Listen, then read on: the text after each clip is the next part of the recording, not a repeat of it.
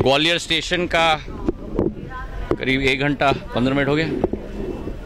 1 घंटे 15 मिनट का संपूर्ण निरीक्षण हम सब के द्वारा किया गया। मैं डीआरएम साहब को धन्यवाद अर्पित करना चाहता हूं कि उन्होंने बड़े परिश्रम और मेहनत के साथ कल का दिन भी और आज का दिन भी दोनों ग्वालियर में व्यतीत किया है। पूरी तरह से समीक्षा भी ली है, निगरानी भी दी है और आदेश भी उन्होंने दिए हैं। आज पूरे ग्वालियर स्टेशन की प्रगति पर हम लोग ने विस्तृत चर्चा की और जो डिज़ाइन मैंने 2021 में कोरोना काल में बैठकर रेलवे विभाग के साथ स्वयं बैठ के बनाया था, उसकी संपूर्ण प्रगति आज के दिवस तक हमने ली है। मैं धन्यवाद देना चाहता हूं, डीआरएम साहब बड़े सख्ती से इसका कार्य प्रगति देख रहे हैं और इसके 7 अंश हैं जो आपके समक्ष मैं रखना चाहूँगा।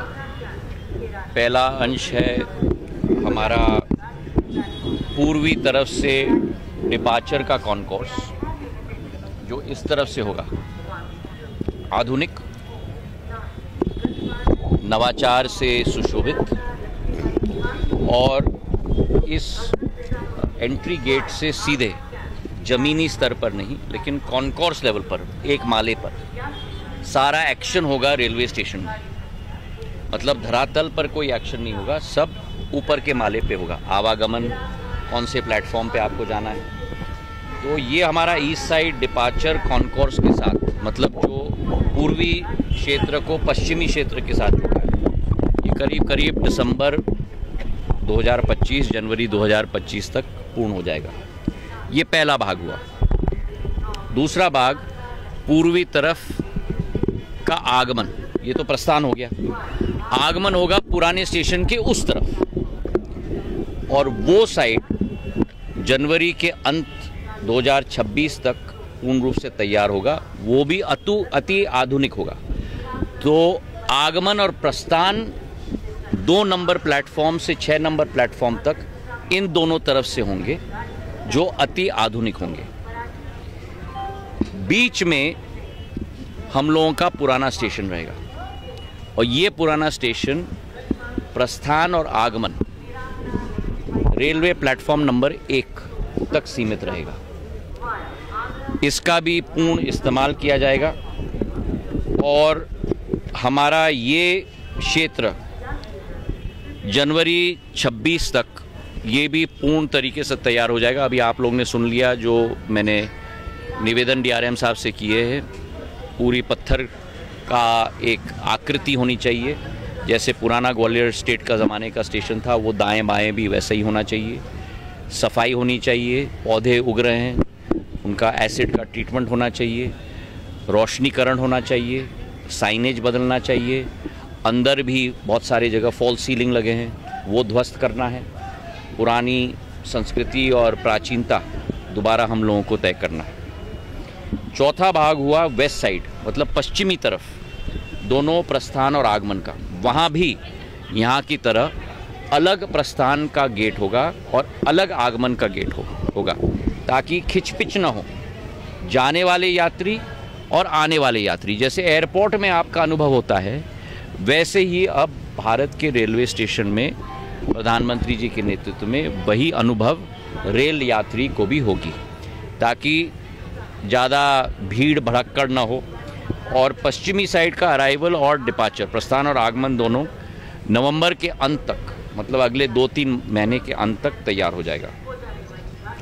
जब पूर्वी भाग प्रस्थान आगमन प्लेटफॉर्म नंबर 1 का पुराना स्टेशन और पश्चिमी भाग प्रस्थान आगमन सब तैयार हो जाएंगे, तब स्टेशन के इन दोनों भागों को कनेक्ट करने के लिए जो 1 नंबर की मंजिल की मैंने बात की, वो पूरा कॉन्कोर्स, उसके ऊपर भी छत होगा और उसमें भी मैंने झांकी डाली है। झांकी के साथ ग्वालियर की जाली डाली है ताकि जब रोशनी भी आए ज़मीन पर 1 नंबर मंजिल पे, तो वो ग्वालियर की जाली की रोशनी ज़मीन पर आए। वो पूरा कॉन्कोर्स मार्च 26 तक तैयार होगा। इसी के साथ आखिरी भाग जो हमारा है वो है पूरा सौंदर्यीकरण और हरियालीकरण, ये पूरा आगे का भाग लॉन की तरह हम लोग बना रहे हैं। यहाँ फुहारा भी होगा, लॉन भी होगा, लोगों को बैठने के लिए पत्थर के बेंच, ये ज़रा नोट कर लीजिएगा, स्टील के बेंच नहीं होने चाहिए, पत्थर के बेंच, ग्वालियर स्टोन के पत्थर के बेंच हमारे बनेंगे। और ये सब भी हमारी कोशिश होगी कि मार्च अप्रैल 2026 तक तैयार हो जाए। तो ये प्रोग्राम है।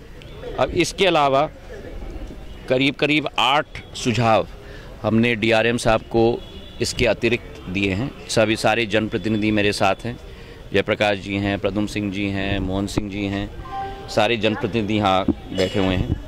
एक तो जो 1 नंबर प्लेटफॉर्म से जो फुट ओवर ब्रिज और एस्केलेटर है, जो मैंने समझाया है कि वो केवल 1 नंबर प्लेटफॉर्म के यात्रियों के लिए इस्तेमाल किया जाएगा, लेकिन अगर उसकी सीढ़ी का थोड़ा चौड़ीकरण हम लोग कर पाएँ, वो डीआरएम साहब फिजिबिलिटी देखकर हम लोगों को बताएंगे।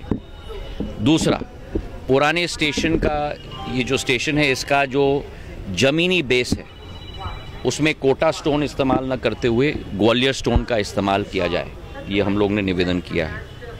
तीसरा, जो आपके पीछे आप अभी देख नहीं पाओगे क्योंकि आपके माइक्स इस तरफ है, पर जो झरोके हैं, उन झरोकों के बीच में आधुनिक युग में कमरा बनाने के लिए पत्थर डाले गए और खिड़कियां डाली गईं। मैंने निवेदन किया है कि अगर उन सब झरोकों को स्वतंत्र हम लोग बना पाएँ और पत्थर और खिड़की तोड़ के हवा का भी आवागमन हो प्लेटफॉर्म पे, तो एक पुराना लुक हमारा आ पाएगा। तो वो भी डीआरएम साहब एग्जामिन करने जा रहे हैं। चौथा, रेलवे स्टेशन की जो ज़मीन है उसका फ्लोरिंग भी आधुनिक पेवर्स के आधार पर नहीं, लेकिन ग्वालियर स्टोन का इस्तेमाल किया जाए। जहाँ भी स्टेशन में प्रवेश हम लोग करें, ग्वालियर की परंपरा और संस्कृति का एहसास हम लोगों को हो। पांचवा, जो बाहर का क्षेत्र है, यहाँ जहाँ हम लोग खड़े हैं, यहाँ जितना हो सके हम लोग हरियाली और ग्रीनरी करें, और पत्थर जितना कम हो सके, सड़क के लिए जगह है वो ज़रूरी है, बाकी आवागमन के लिए भी पैदल जो यात्री आ रहे हैं उनके लिए ज़रूरी है, पर नहीं तो जितना भी हो लॉन और हरियाली का दृश्य हम लोग इस स्टेशन के सामने भी हम लोग बना पाएँ। 6, रोशनीकरण के लिए इस स्टेशन, पुराने स्टेशन और नए स्टेशन के लिए भी अप लाइटिंग होनी चाहिए। और अगर इस प्रांगण में हम लोगों को लाइट्स की ज़रूरत है तो ये आधुनिक जो आपको दिख रहा है, ये लाइट मास्ट जैसी लाइटिंग ना हो, और जैसे मैंने एयरपोर्ट के लिए किया है, पुराने ज़माने के हम लोगों के स्टाइल के लैंप पूरे इस स्टेशन के प्रांगण में भी लग पाएँ। 7वां, मुझे एक अनुरोध आया है कि ड्रेनेज सिस्टम में अभी रेलवे स्टेशन में बड़ा प्रॉब्लम है, तो वो डीआरएम साहब ने देखा है, उसकी तहकीकात भी हम लोग करेंगे। 8वां, नैरो गेज के हमारे पुराने कोच आसपास रखे हुए गए हैं, उन कोचों का संरक्षण, और जब यहाँ लॉन का क्षेत्र बनेगा तो उन कोचों को इन लॉन पे हम लोग बसा पाएँ, ताकि आम यात्री उसे देख पाए और एक गौरव की अनुभूति भी महसूस वो कर पाए। तो ये 8 सुझाव इन 6 भाग के अलावा हमने डीआरएम साहब को दिया है, और इस पर हम लोग तीव्र गति से हम लोग कार्य करने के लिए संकल्पित हैं। जो स्टेशन के बाहर से व्यापारी उनकी दुकानें हटाई जाएंगी, उनको स्थापित करने, ये प्रशासन का मामला है, प्रशासन और रेलवे विभाग के बीच में का मामला है, इस पर मैं टिप्पणी करूँ ये उचित नहीं है। आज 84 भी गए थे, आज अम्बेडकर